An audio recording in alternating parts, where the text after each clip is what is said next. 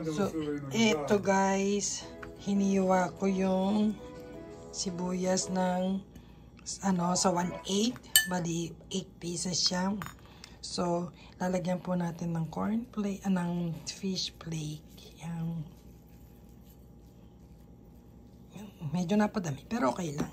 And then, maglalagay po tayo ng butter.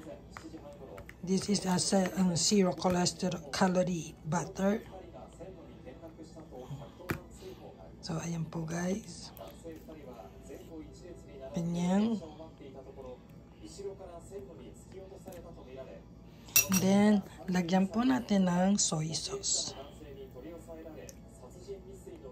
Yan. Ganyan lang po.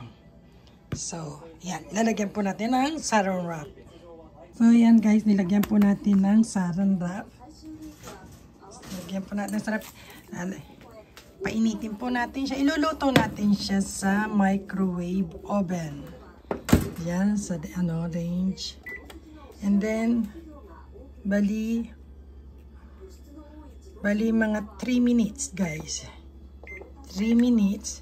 Tignan natin kung ano siya maluluto. And then, yan, start na po natin siya. Wait lang po tayo ng kung maluluto siya. Kunin po natin siya, guys. Ayan, kumukulo-kulo pa siya. So, ayan. 3 minutes lang po, guys. So, ayan, guys. Hanguin natin. Wow, super init. Agoy. So, ayan ang itsura niya, guys. Ayan ang itsura niya. So, tatanggalin ko lang yung saran wrap. Ayan po siya guys, luto na.